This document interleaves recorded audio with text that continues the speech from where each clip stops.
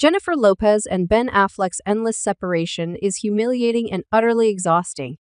But Maureen Callahan has an audacious theory. Their refusal to finally file for divorce is all part of an elaborate plan. The Titanic sank faster than this marriage and had fewer leaks. For months now, we've been hearing that Ben Affleck and Jennifer Lopez are on the verge of divorce.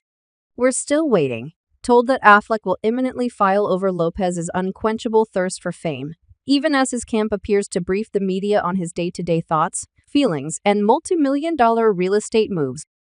To be clear, there's no one to root for here. Jennifer Lopez is also awful. The stories of her snatching back Affleck's generous cash tips to service workers are too easily believable, as are reports of her "don't look at me" dicks and of screaming at underlings. But the idea that Affleck is suffering under her white-hot spotlight beggars belief.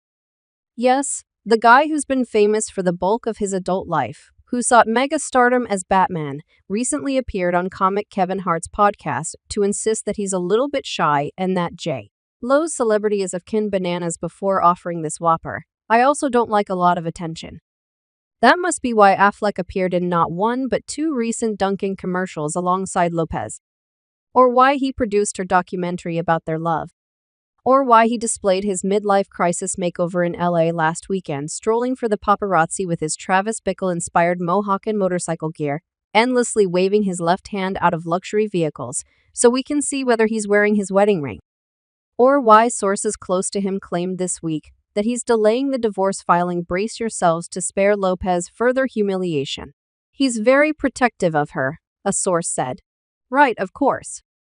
That's why it emerged from insiders way back in May that if there was a way to divorce on the grounds of temporary insanity, he would. He feels like the last 2 years was just a fever dream.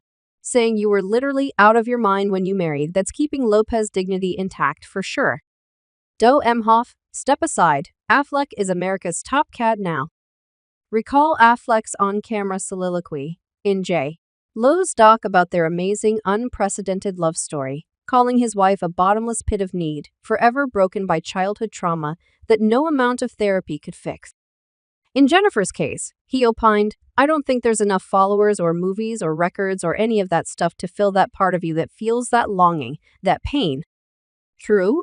Sure. If we're to go by the number of pop strolls and Instagram posts Lopez is generating of late, trying to convince us all that she's having her own hot girl summer in the Hamptons. But Affleck could just as easily have been talking about himself. This is a middle-aged man who stormed out of their shared $60 million mansion into a few $100,000 per month rental. He was then sure to be photographed looking chummy and lovey with his ex-wife Jennifer Garner, who herself, as the superhero Elektra, makes a crack about Affleck in the new Deadpool and Wolverine movie. A modest proposal. What if Affleck, Lopez, and Garner are all in on this ongoing soap opera, a telenovela, if you will? It certainly benefits all three players. Garner's back in action as Ben's savior. Lopez gets to play the wronged woman who has everything but lasting love. And Ben reprises his best-known role as a sad sack genius who just wants to make movies. If only the women in his life would tone it down. This is a theory I can get behind. After all, Affleck v. Lopez is the biggest showbiz storyline going, with Garner a supporting player, their poor children all pawns in this sordid game. It's a Faustian bargain to be sure, but perhaps they're happy with it.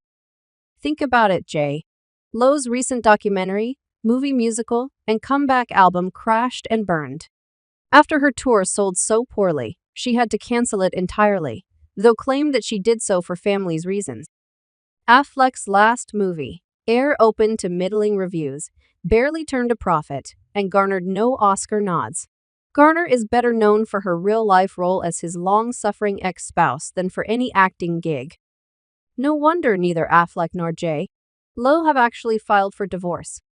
They're performing their greatest, most dramatic roles yet, even if the script is getting boring and repetitive.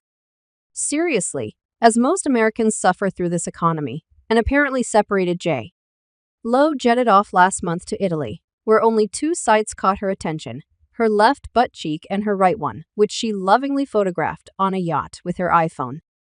Then it was off to the Hamptons, where she was photographed constantly, including yelling at paparazzi to get away from her. Here's the thing, Paparazzi don't lurk in the Hamptons. It's too sprawled out, too wealthy, too private. Paul McCartney lives in the Hamptons unfettered and unbothered. So do Madonna, Jay-Z, and Beyoncé, and all manner of megastars. If J. Lo is getting photographed, it's because someone is tipping off the press. And how could we forget the Bridgerton-themed birthday party she threw herself to honor a landmark birthday, 55. Jennifer Lopez is within striking distance of collecting Social Security checks. Yet she carries on like a teenager, making her guests wear heavy gowns in high heat and watch adoringly as she sings happy birthdays to herself. It all feels very let them eat cakes, doesn't it? Especially as Affleck snubbed Lopez's birthday, instead closing on a new $20 million home back in LA. It's all reminiscent of the ways Affleck humiliated Garner in the waning days of their marriage. His reported affair with the nanny, which Affleck has always denied, his garish back tattoo depicting a phoenix rising from the ashes. Am I the ashes? I take umbrage, Garner famously snapped back, and his callous comment to Howard Stern that, had he stayed married to Garner, I'd probably still be drinking. Ben's sobriety, and its precarious state, is always part of his storyline, as is making whatever woman he's leaving suffer greatly and publicly. As recently as Wednesday night, we were treated to ever more updates. They know for sure that they are not built for the long haul, one friend told Page 6. It's gonna be the most elaborate and expensive exercise in closure ever. Oh my God, we got the memo. At this point, we are all the children of this divorce, hiding in our metaphorical bedrooms while silently praying that these two just pull the damn plug already. We're exhausted. The constant leaking, the tit for tat, the vulgar displays of wealth while bitching about fame, the promises to end it enough. It doesn't have to be this way. But Ben and J. Lo are making it so. In this most insufferable sense, this extreme need for attention, no matter how negative they are, truly well matched.